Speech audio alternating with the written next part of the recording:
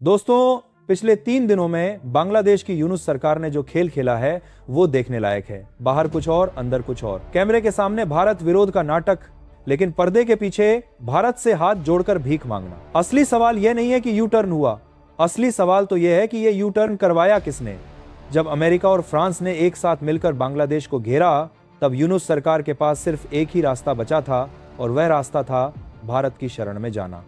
दोस्तों, पुराने बुजुर्ग लोग बिल्कुल सही कहते हैं कि जब जेब खाली होती है तो जुबान बहुत ज्यादा चलती है, लेकिन जब असली में भूख लगती है तो सारी अकड़ खुद बर खुद निकल जाती है।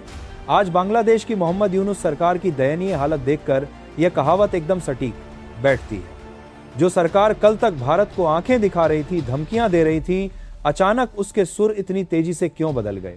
आखिर क्या मजबूरी है कि यूनुस सरकार अब भारत की शरण में आती दिखाई दे रही है? तो आइए पूरी खबर को विस्तार से समझते हैं, लेकिन उससे पहले अगर आप चाहते हैं कि भारत की आवाज पूरी दुनिया तक पहुंचे और हमारा देश हर क्षेत्र में आत्मनिर्भर बने, तो इस वीडियो को लाइक करें और सब्सक्राइब बटन दबाकर इस चैनल को सब्सक्राइब करें। दोस्तों, इस पूरे जियोपॉलिटिकल ड्रामे में अब फ्रांस की भी जबरदस्त एंट्री हो चुकी है। फ्रांस ने सीधे तौर पर यूनुस सरकार की कार्यशैली पर गंभीर सवाल खड़े कर दिए हैं। लेकिन सबसे बड़ा ट्विस्ट तो उस्मान हादी की पूरी कहानी में आया है। वही उस्मान हादी जिसकी मौत के नाम पर बांग्लादेश में इतना भयंकर बवाल काटा गया। अब उसके अपने सगे भाई ने कैमरे पर आकर ऐसा विस्फोटक खुलासा किया है कि यूनुस सरकार की नींव ही हिल गई है।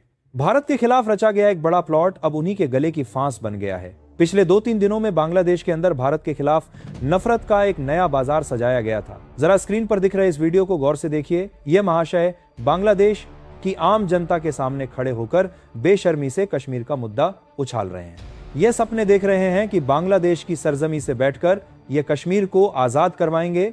इनकी भाषा और तेवर देखकर आपको पाकिस्तानी तालिबान की याद आ जाएगी। सिर्फ इतना ही नहीं, एक और चौंकाने वाला वीडियो देखिए। यहाँ एक अलग ही स्क्रिप्ट चल रही है। इसमें धमकी दी जा रही है कि अगर भारत ने बांग्लादेश पर कुछ भी किया तो पाकिस्तान तुरंत भारत पर हमला कर देगा। जरा इस हास्यास्पद बयान को सुनिए। यह जनाब दावा कर रहे हैं कि पाकिस्तान और बांग्लादेश साथ साथ खड़े हैं। ये उस्मान हादी को शहीद बता रहे हैं और भारत को खुलेआम दुश्मन की तरह पेश कर रहे हैं। ऐसा माहौल बनाया जा रहा था कि अब तो भारत बांग्लादेश के बीच जंग होकर ही रहेगी। शायद इनका पूरा प्लान यही था कि भारत को उकसाया जाए और किसी लंबे युद्ध में उलझा दिया जाए। लेकिन दोस्तों, यह खतरनाक खेल तब पूरी तरह फेल हो गया जब दुनिया की बड़ी ताकतों ने सीधा दखल दिया। एक आधिकारिक लेटर जो अमेरिका के कांग्रेस सदस्यों ने भेजा है, इसमें यूनुस सरकार को साफ साफ चेतावनी दी गई है। अल्पसंख्यकों की सुरक्षा पर ध्यान दीजिए और जल्द निष्पक्ष चुनाव कराइए। अमेरिका ने यह भी कह दिया कि अगर निष्पक्ष चुनाव चाहिए तो आवामी लीग से बैन हटाना पड़ेगा। यहां पूरा खेल देखिए। खालिदा जिया अस्पताल में बीमार पड़ी हैं, आवामी लीग पर बैन है और जमात को खुली छूट है। यह कैसा लोकतंत्र है? यह सवाल अब दुनिया को खटकने लगा है। इसके साथ ही बांग्लादेश में मीडिया के दफ्तर जलाए जाने पर फ्रांस भी भड़क गया। फ्रांस की एम्बेसी ने तस्वीरें पोस्ट करते हुए कहा कि फ्री स्पीच के साथ ऐसा बर्बर सुलूक बर्दाश्त नहीं किया जाएगा। अब यूनुस सरकार चारों तरफ से घिर चुकी है।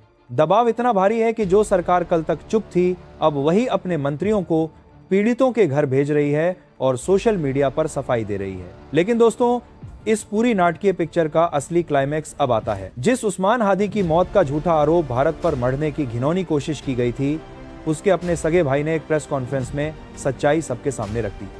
दरअसल दोस्तों, बांग्लादेश से एक विस्फोटक खबर सामने आई है। एक विश्वसनीय रिपोर्ट्स के मुताबिक उस्मान हादी का सगा भाई सीधे यूनुस सरकार की आंखों में आंखें डालकर कह रहा है, यह हत्या तुमने करवाई है। मेरा भाई चाहता था कि देश में जल्दी लोकतांत्रिक चुनाव हो, लेकिन तुम चुनाव नहीं चाहते, इसलिए उसे रास्ते से हटा दिया। उसने यूनुस सरकार को यह भी कड़ी चेतावनी दे डाली कि अगर जल्द निष्पक्ष चुनाव नहीं करवाए तो तुम्हारा हाल भी शेख हसीना जैसा होगा।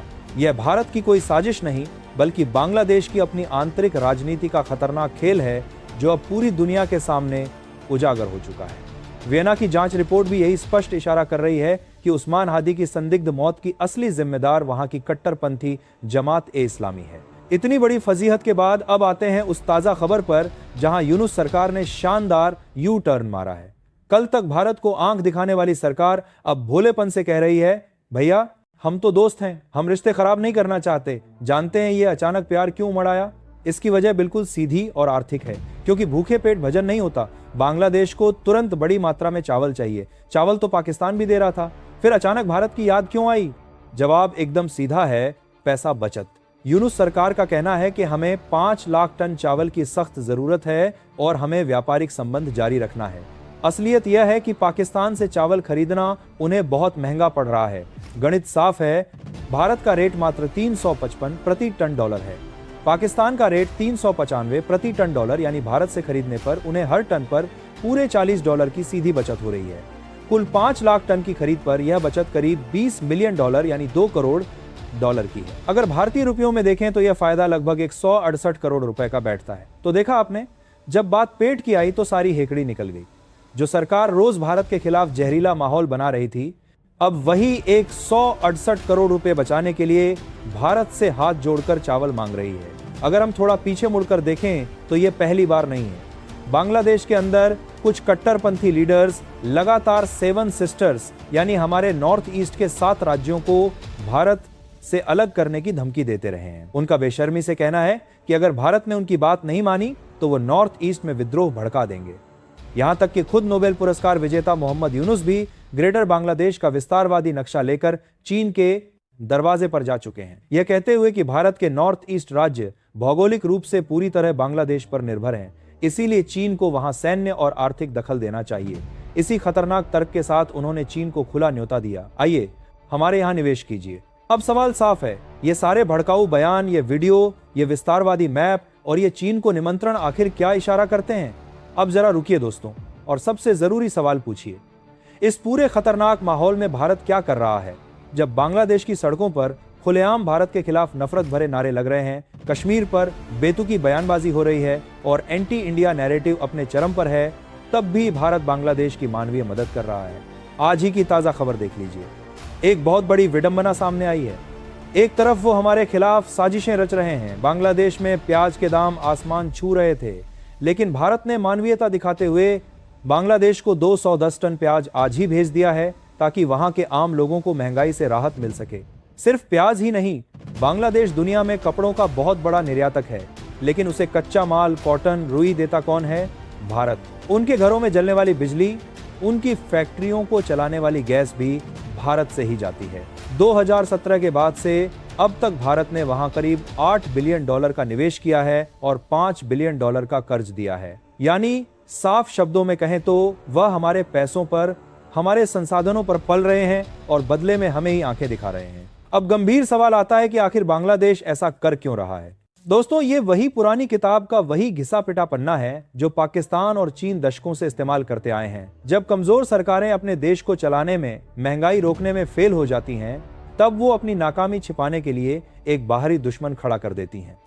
बांग्लादेश की यूनुस सरकार भी ठीक यही कर रही है। अपनी नाकामी छिपाने के लिए जनता को भारत का डर दिखा रही है, लेकिन अब पानी सिर से ऊपर जा चुका है। इतिहास गवाह है और अभी हाल ही में रूसी एम्बेसडर ने भी याद दिलाया कि 1971 में बांग्लादेश को बनाने वाला भारत ही था। आज भौगोलिक रूप से बांग्लादेश 94% भारत की जमीन से घिरा हुआ है, यानी बांग्लादेश को यह सच्चाई कभी भूलनी नहीं चाहिए। लेकिन दोस्तों, इतना सब कुछ होने के बावजूद अगर आप जमीनी हकीकत देखेंगे तो बांग्लादेश आज भी भारत के खिलाफ खड़ा नजर आता है। अगर भारत सच में चाहे तो एक सख्त कदम उठाकर उनकी पूरी सप्लाई चेन रोक सकता है। जरा सोचिए, अगर भारत सिर्फ अपना बॉर्डर सील कर दे तो वहां रोटी, कपड़ा और मकान के लाले पड़ जाएंगे। भारत हमेशा से एक जिम्मेदार पड़ोसी रहा है। हमने कभी अपनी ताकत का गलत इस्तेमाल नहीं किया, लेकिन अब शायद वक्त आ गया है कि डिप्लोमेसी की भाषा को थोड़ा सख्त किया जाए। ठीक वैसे ही जैसे अमेरिका ने वेनेजुएला के खिलाफ अपनी आर्थिक ताकत का कठोर इस्तेमाल किया। भारत के पास भी वह पावर है, वो लेवरेज है। अगर भारत ने अब भी कड़ा रुख नहीं अपनाया तो वहां हो रहे अल्पसंख्यकों पर अत्याचार और भारत विरोधी एजेंडा और बढ़ता जाएगा। हमें पूरी दुनिया को यह दिखाना होगा कि भारत सिर्फ मदद करना ही नहीं जानता, बल्कि अपने राष्ट्रीय हितों की रक्षा के लिए सख्त फैसले लेना भी जानता है।